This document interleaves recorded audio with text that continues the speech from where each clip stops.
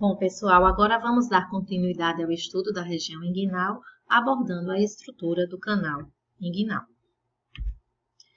O canal inguinal, como nós falamos anteriormente, ele corresponde a uma abertura em forma de fenda nessa região inguinal, e com isso ele tem uma estrutura composta por duas aberturas, uma abertura externa, que é o anel inguinal superficial, e um anel inguinal profundo ou interno, que aqui nós colocamos nesse esquema. Aqui nós temos essa abertura externa, que é o anel inguinal superficial, e internamente a essa fenda, esse tubo que atravessa essa parede anterolateral do abdômen, nós temos profundamente a região do anel inguinal profundo.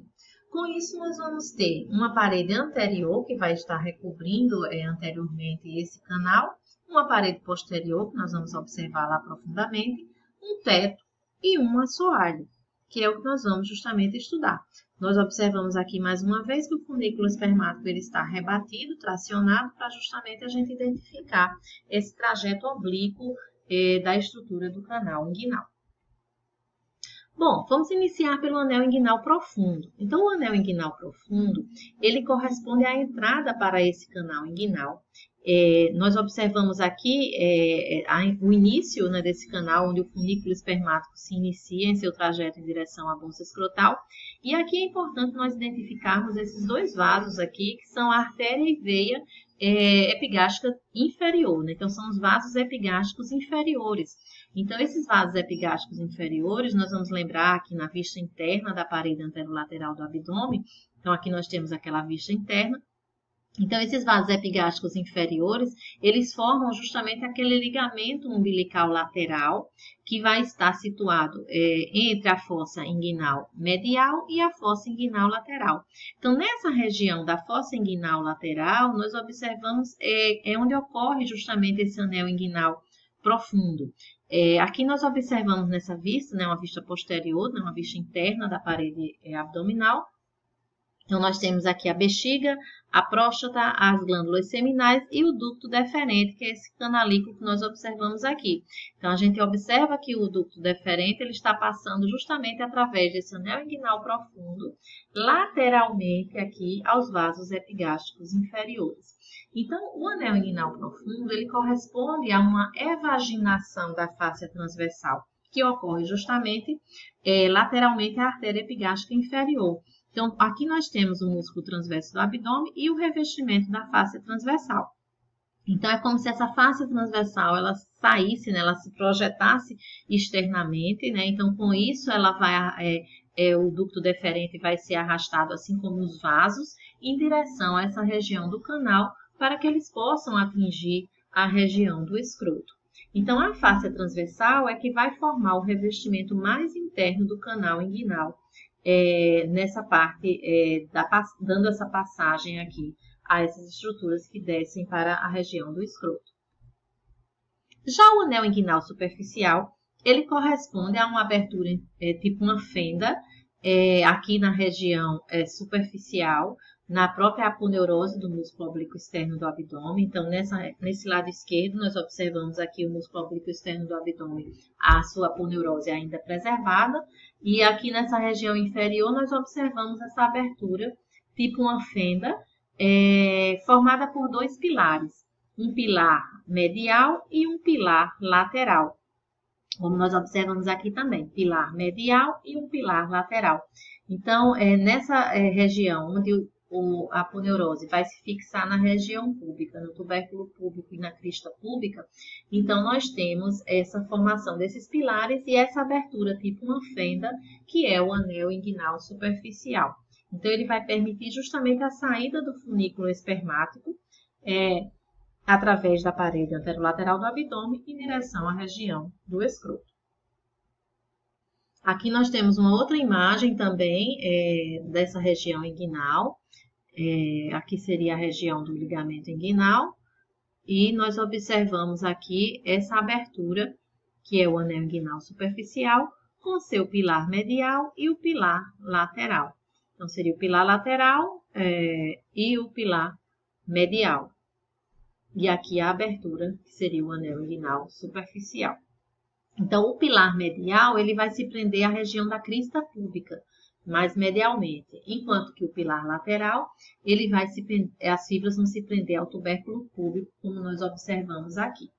Ainda existem as chamadas fibras intercrurais. Essas fibras intercrurais, elas funcionam como um reforço nessa região superior ao anel inguinal superficial, justamente para evitar esse afastamento dos pilares. Então, mantém esses pilares unidos e mais firmes, como sendo um reforço, né, um revestimento mais firme de reforço nessa região. São essas fibras que nós observamos aqui, se dirigindo entre os dois pilares e em direção ao plano mediano.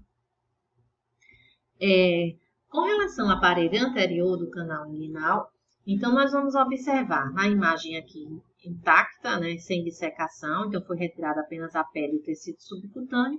Nós observamos a aponeurose do músculo oblíquo externo, do abdômen, a região do ligamento inguinal, aqui a abertura do anel inguinal superficial. E toda essa região anterior aqui, ela já corresponde a essa parede anterior do canal. Então, eu vou ter a aponeurose do músculo oblíquo externo do abdômen, né, formando toda essa extensão da parede anterior do canal inguinal. E na região lateral do canal, nós vamos também ter as fibras do próprio músculo oblíquo interno do abdômen. Então, vejam que nessa outra imagem, aqui foi seccionado o músculo oblíquo externo do abdômen, e eu tenho aqui as fibras do músculo oblíquo interno do abdômen. É importante lembrar também que essas fibras, elas têm esse trajeto superomedial, mas na sua parte inferior, elas vão também se arquear medialmente. E com isso, lembra um pouco aquele aspecto do músculo transverso do abdômen, mas aqui, de fato, a gente está diante do músculo oblíquo interno do abdômen. A gente olha aqui mais superiormente o trajeto dessas fibras, tá? E vejam que essa região lateral do canal inguinal, ela tem como reforço na sua parede anterior também as fibras do músculo oblíquo interno do abdômen. Essa passagem do canal inguinal, ela vai perfurando, vai atravessando essas fibras musculares, né, da parede anterolateral do abdômen, de modo que ela inicialmente na parte medial a gente tem praticamente só o oblíquo externo do abdômen, e nessa região mais lateral nós vamos ter aí o componente do oblíquo interno, do músculo oblíquo interno do abdômen também. Aqui também uma outra visão demonstrando as fibras do músculo oblíquo interno do abdômen como parede anterior desse canal inguinal.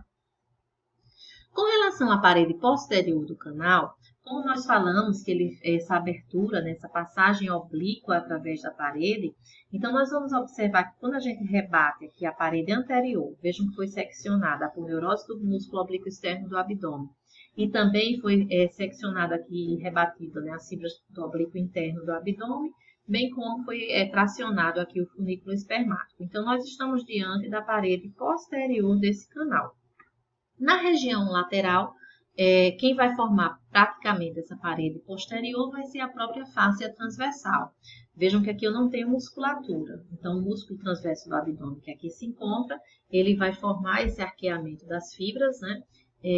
Mas ele não vai formar essa parede posterior. Na verdade, ele vai contribuir com a formação do teto desse canal. Nessa parte intermediária, nós vamos encontrar o que nós conhecemos como foice inguinal. A foice inguinal, ela é um reforço, né, uma fusão das aponeuroses, tanto do músculo oblíquo interno do abdômen como do transverso do abdômen, que se fixam nessa região púbica também, formando um reforço. Então, vocês vejam que essa região, ela, além de ser arqueada, né, dá aquele aspecto realmente de foice, e ela corresponde a essa fixação dos dois músculos como um reforço nessa região posterior do canal inguinal. E na parte mais medial, nós vamos encontrar essas fibras aqui que correspondem ao chamado ligamento inguinal reflexo. Então, o próprio ligamento inguinal, ele emite fibras que vão se dirigir aqui em direção à linha alba, aqui se encontra, e que vão formar essa região medial da parede posterior do canal inguinal. Então, nós temos os três elementos formando essa parede posterior. Bom, a foice inguinal, então, ela corresponde a essa reunião das fibras tendíneas mediais inferiores dos músculos oblíquo interno e transverso do abdômen, que vão justamente se fixar na crista púbica e na linha pectínea. Então, vejam que a gente tem também aquela linha pectínea, né? Aqui lateralmente ao tubérculo púbico, que é mais ou menos esse nível onde eu estou apontando aqui. Mas nós temos também aquela parte que vai se estender em direção à região da crista púbica aqui medialmente. Então, todo esse reforço aqui, ele corresponde à região da foice inguinal. Então, eles formam essa espécie que é conhecida de tendão comum. Antigamente era conhecido como tendão conjunto, que é justamente essa formação a partir dos dois músculos, né, das aponeuroses dos dois músculos, do oblíquo interno do abdômen e do transverso do abdômen. E aqui, mais uma vez, demonstrando o ligamento inguinal reflexo, essas fibras que correm aqui a partir do ligamento inguinal, formando esse limite posterior, da parede posterior do canal na região medial, e elas têm esse trajeto ascendente, né, superomedial, em direção aqui à região da linha alta. Então, ligamento inguinal reflexo. O teto do canal inguinal, então nós falamos que ele tem as duas aberturas, uma parede anterior e uma parede posterior. O teto, ele corresponde a mais ou menos essa região desse arqueamento que eu coloquei aqui na imagem. Então, nós teríamos lateralmente a própria fáscia transversal, que forma esse limite superior, né, a fáscia do músculo transverso do abdômen, nessa região mais lateral.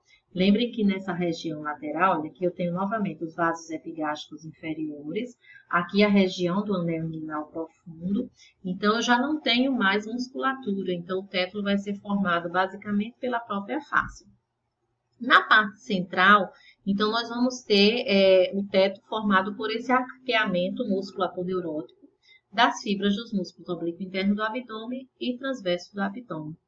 E na região mais medial, nós vamos ter o próprio pilar medial formando esse teto. Né? Porque vocês vejam que aqui a abertura do anel inguinal superficial, o próprio pilar medial ele vai formar também esse teto do canal inguinal. Então, são os três elementos que formam esse teto do canal. Com relação ao assoalho, então, nós vamos ter o trato iliopúbico, que nós falamos anteriormente, né? Então, vai ser na região mais lateral aqui do canal. Então, o trato iliopúbico é aquele espessamento da fáscia transversal, né? Internamente, a parede anterolateral do abdômen,